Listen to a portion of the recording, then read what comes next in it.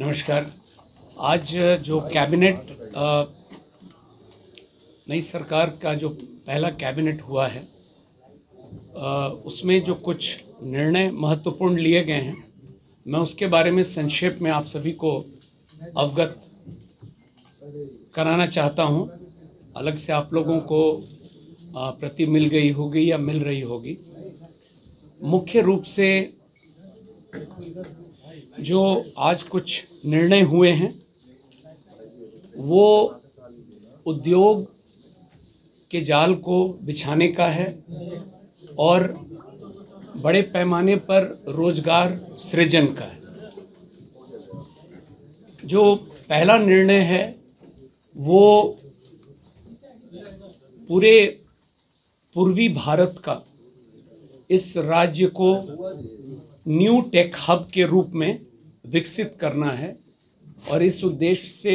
Defence corridor, semiconductor park, global capability centres, mega tech city, fintech city, ये जो स्थापित करना है, तो इस तरह की योजनाओं को कैसे स्थापित किया जाए एक मिशन मोड में और उसका अनुश्रवण करने के लिए मुख्य सचिव की अध्यक्षता में समिति के गठन का निर्णय हुआ है। और इस समिति में राज्य, देश के स्तर पर और अंतर्राष्ट्रीय स्तर पर वैसे परामर्शी, वैसे लोग जो इन क्षेत्रों में काम बहुत अच्छा किए हैं, उनको भी समिति का सदस्य बनाया जाएगा और एक निश्चित समय सीमा अंतर्गत 6 माह के अंदर में यह रिपोर्ट प्राप्त करके और फिर काम को प्रारंभ किया जाएगा। जो दूसरा एजेंडा है वो बिहार को एक न्यू एज इकोनॉमी के अंतर्गत वैश्विक बैक एंड हब और ग्लोबल वर्क प्लेस को अगले 5 साल में करने के लिए, जैसा मैंने शुरू में कहा, पूरे स्टेट में, हर जिले में इस काम को कैसे अचीव किया जाए, इसके लिए भी पुनः एक समिति का गठन की स्वीकृति दी गई है। और इसमें भी पुनः वैसे लोग विशेष रूप से जो इस क्षेत्र में राष्ट्रीय स्तर पर, अंतर्राष्ट्रीय स्तर पर काम किए हैं, उनको समिति का सदस्य बनाया जाएगा। और यह प्रतिवेदन भी हम लोग कोशिश करेंगे कि कम से कम समय में प्राप्त करके उसके आलोक में अगले 5 साल में इन क्षेत्रों में काम कैसे होगा।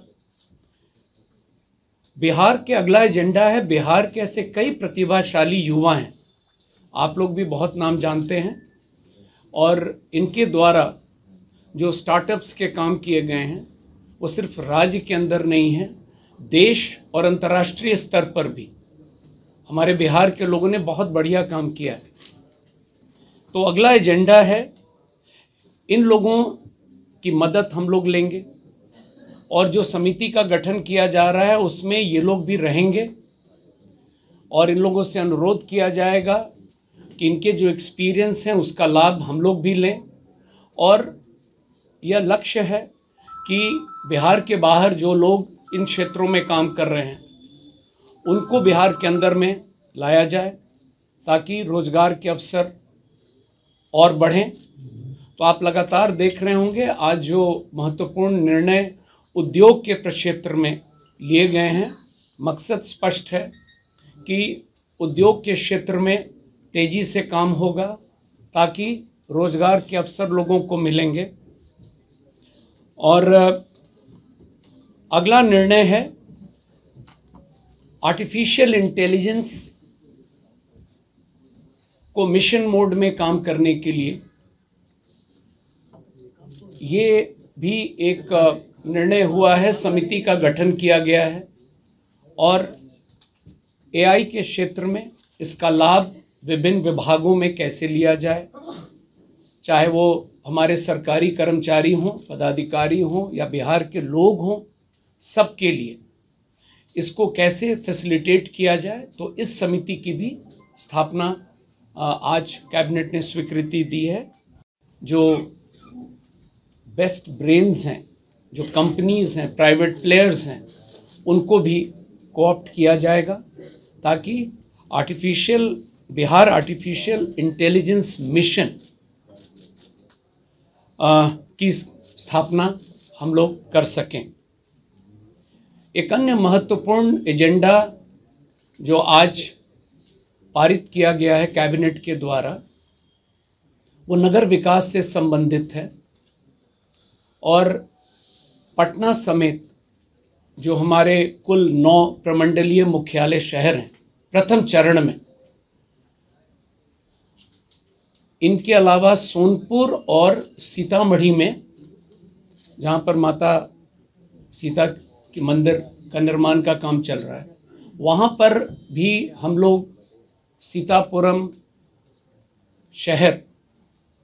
को बसाने के लिए और 9 प्रमंडलीय मुख्यालय और सोनपुर कुल 11 शहरों में प्रथम चरण में हम लोग इसको कैसे करेंगे और क्या मोडस होगा,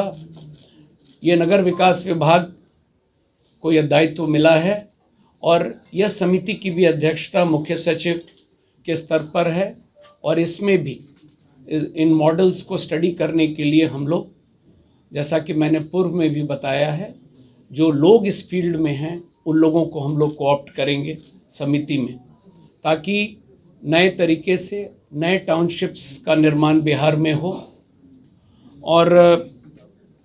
ओवरऑल जो थ्रस्ट है आज के कैबिनेट का, प्रथम कैबिनेट में, वो निश्चित रूप से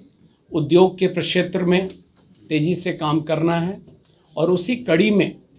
जो आज अंतिम एजेंडा, वो आप अवगत हैं, बिहार में 9 चीनी मिल बंद पड़े हैं और 25 चीनी मिल को खोलने की बात हुई है नए। तो इस पर भी काम करने के लिए मुख्य सचिव की अध्यक्षता में एक समिति के गठन की स्वीकृति मिली है और इनको कैसे कम से कम समय में और हम लोग क्रियान्वित करेंगे, ये निर्णय आज हुआ है। तो कुल मिला जुला कर ये महत्वपूर्ण आज निर्णय कैबिनेट के द्वारा हुआ है और गोल बहुत स्पष्ट है कि उद्योग के क्षेत्र में और रोजगार के अवसर